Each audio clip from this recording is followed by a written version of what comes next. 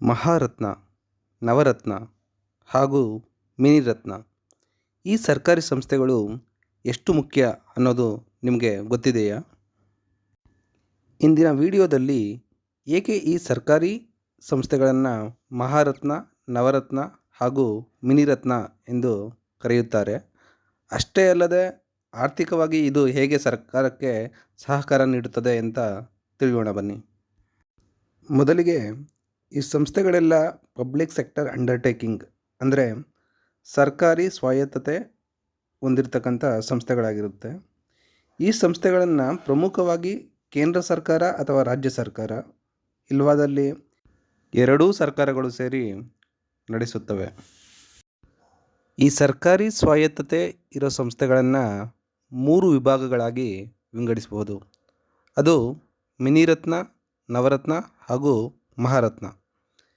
ಈ ಸಂಸ್ಥೆಗಳಲ್ಲಿ ಸರ್ಕಾರವು ಅಧಿಕಾರಿಗಳಿಗೆ ಕೆಲಸ ಮತ್ತು ಇನ್ನಿತರ ವಿಷಯಗಳಲ್ಲಿ ನಿರ್ಧಾರ ತೆಗೆದುಕೊಳ್ಳಲು ಸ್ವತಂತ್ರವನ್ನು ನೀಡಿರ್ತವೆ. ಮಿನಿರತ್ನ ಕಂಪನಿಗಳಲ್ಲಿ 2 ಕ್ಯಾಟಗರಿಗಳಿದೆ. ಮೊದಲನೇ ಕ್ಯಾಟಗರಿ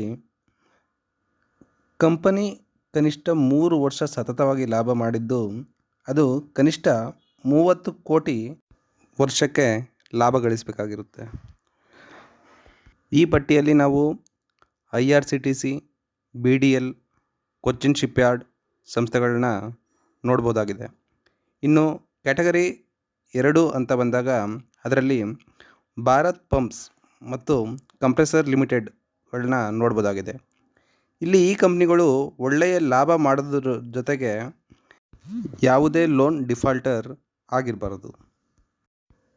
ಇನ್ನು ನವರತ್ನ ವಿಭಾಗಕ್ಕೆ ಕಂಪನಿಗಳನ್ನು ಹೇಗೆ ಪರಿಗಣಿಸ್ತಾರೆ ಅಂದರೆ, ನಾವು ಮಿನಿರತ್ನ ಕ್ಯಾಟಗರಿಯಲ್ಲಿ ಏನೇನು ಹೇಳಿದ್ವೋ ಆ ಅರ್ಹತೆಗಳನ್ನು ಪೂರ್ಣಗೊಳಿಸೋದ್ರ ಜೊತೆಗೆ ಕಂಪನಿ 5 ವರ್ಷ ಸತತವಾಗಿ ಲಾಭ ಮಾಡಿರಬೇಕಾಗುತ್ತದೆ. ಹಾಗೆ ಕಂಪನಿಯ MOU ಅಲ್ಲಿ ರೇಟಿಂಗ್ ಬಂದು ವೆರಿ ಗುಡ್ ಅಥವಾ ಎಕ್ಸಲೆಂಟ್ ಇರಬೇಕಾಗುತ್ತೆ. ಇದರಲ್ಲಿ ನಾವು BEL, HAL, NMDC ಅಂತಹ ಕಂಪ್ನಿಗಳನ್ನ ನೋಡ್ಬೋದಾಗಿದೆ. ಇನ್ನು ಕೊನೆಯದಾಗಿ ಮಹಾರತ್ನ ಸಂಸ್ಥೆಗಳ ಬಗ್ಗೆ ಹೇಳೋದಾದರೆ, ಇಲ್ಲಿ ಕಂಪನಿ ನವರತ್ನಕ್ಕೆ ಬೇಕಿದ್ದ ಎಲ್ಲ ಅರ್ಹತೆಗಳನ್ನ ಪೂರ್ಣಗೊಳಿಸೋದ್ರ ಜೊತೆಗೆ ಅದು ಸ್ಟಾಕ್ ಮಾರ್ಕೆಟಲ್ಲಿ ಲಿಸ್ಟೆಡ್ ಆಗಿರಬೇಕಾಗುತ್ತೆ ಮತ್ತು ವ್ಯವಹಾರಗಳನ್ನು ಕೂಡ ಅತಿ ದೊಡ್ಡದಾಗಿ ಅಂದರೆ ಲಾರ್ಜ್ ಸ್ಕೇಲ್ನಲ್ಲಿ ಹೊಂದಿರಬೇಕಾಗುತ್ತೆ. ಇದರಲ್ಲಿ ನಾವು BPCL, ಕೋಲ್ ಇಂಡಿಯಾ ಅಂತ ಕಂಪ್ನಿಗಳನ್ನ ನೋಡ್ಬೋದು. ಇದರ ಟರ್ನೋವರ್ ಕೂಡ ಅಧಿಕವಾಗಿರುತ್ತದೆ. ಸ್ನೇಹಿತರೆ, ಈ ವಿಡಿಯೋ ಆಗಿತ್ತು ಸರ್ಕಾರಿ ಸಂಸ್ಥೆಗಳಾದ ಮಹಾರತ್ನ, ನವರತ್ನ ಹಾಗೂ ಮಿನಿರತ್ನ ಸಂಸ್ಥೆಗಳ ವ್ಯತ್ಯಾಸನ ತಿಳಿಸೋದ್ರ ಬಗ್ಗೆ. ಈ ವಿಡಿಯೋದಿಂದ ನಿಮಗೆ ಸಾಕಷ್ಟು ಇನ್ಫಾರ್ಮೇಷನ್ ಸಿಕ್ಕಿದೆ ಎಂದು ನಾನು ಭಾವಿಸ್ತೇನೆ. ಇದೇ ಥರದ ಇನ್ಫಾರ್ಮೇಟಿವ್ ಹಾಗೂ ಸ್ಟಾಕ್ ಮಾರ್ಕೆಟ್ ರಿಲೇಟೆಡ್ ವೀಡಿಯೋಸ್ಗಾಗಿ ದಯವಿಟ್ಟು ಚಾನಲ್ನ ಸಬ್ಸ್ಕ್ರೈಬ್ ಮಾಡಿ, ಲೈಕ್ ಮಾಡಿ, ಶೇರ್ ಮಾಡಿ. ಧನ್ಯವಾದಗಳು.